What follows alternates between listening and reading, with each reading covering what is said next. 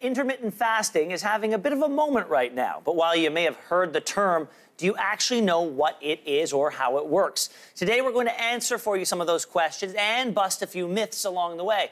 To help us do that, registered dietitian Nishta Saxena is here. Thank you so much for being here. Thank you, Ben. It's great to be here. Okay, so first of all, this is something that's been around for a while. A long time, like ancient times. Like ancient times. Okay, so why is it coming back into vogue? You know, it's like anything. Anytime anyone picks up a hint that something could help with weight loss or fat loss, they sort of repackage it, remarket it, push it back out there. But there's very few things that are actually new in this area. Okay, so even though it's old, there are a lot of people who don't know it. So tell us, generally speaking, what is intermittent fasting? Well, what it really refers to is reducing the amount of calories that you would have in a 24-hour period in certain sections or even within a week. So some periods of the day you would be having more calories, others you would be having none.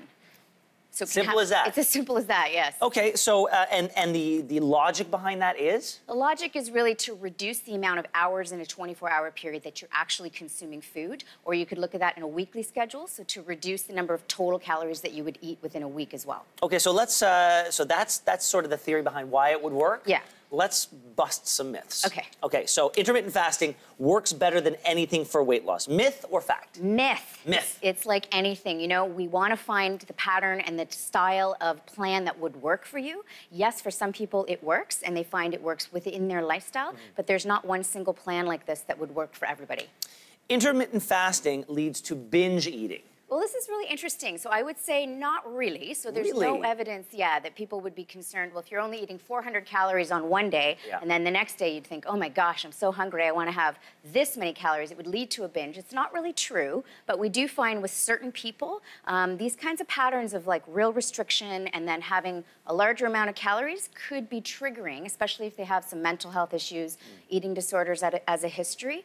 It may not be appropriate for those people. So Nisha, so tell me, like, let's say I'm one of these people who's going to be doing something like this on, not over the course of a week, but like day to day. Yes. So I wake up in the morning, what do I do? So you could wait about 12 to 16 hours. Wait, okay, I wake up at 3, okay. True, I know. So you're saying that for me to do this, yes, I would have to wait until 5 o'clock at night? Yes, so you'd have to go to bed early and then let 16 hours pass, so over that 5 a.m. window, and then start eating. So there's some people that do a 16-8 where they're eating only within 8 hours of the day, and other people will do something more like a 12-hour fast, which is a bit more reasonable.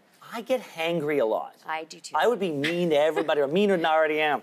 Okay, let's go back to some of the myths. It works for anybody. Well, I wouldn't say that's true because, again, it doesn't necessarily work for anybody better than anything else. What you really want to do when you want to lose fat and weight is find the most appropriate plan for you because there's other factors such as lifestyle or culture that would also affect whether intermittent fasting would work for you.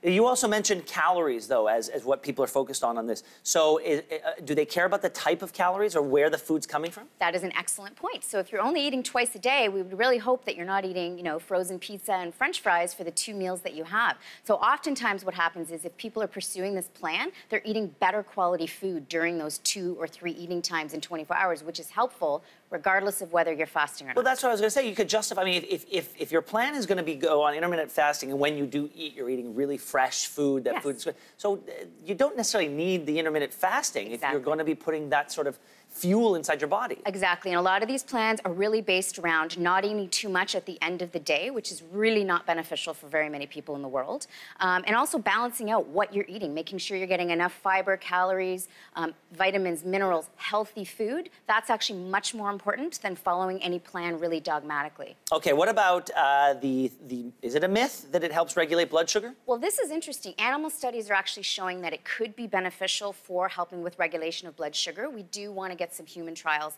so we can make recommendations based on this. But an interesting way that you could work this into your day is eating between 8 a.m. and 8 p.m. People with type 2 diabetes, it's been shown to actually help improve their glycemic or blood sugar control if they can keep their eating times within that, which is fairly reasonable. Nisha, it doesn't sound like this is a terrible thing. It's not terrible. So what's the takeaway from all this? The takeaway is really, A, of course, we want more human studies so that we can really hone in on why it works. B, make sure that even if you're following any kind of a plan, that you're doing it in a way where you're well-nourished. You're eating vitamins, fresh fruits, vegetables, whole grains, lots of fiber, and find the plan that works for you. for you. Really, there's no perfect plan for everyone. There's a perfect plan for you. So talk to an expert and find out what will work well for you. Nishta, thank you so much for being here, clearing this up for us.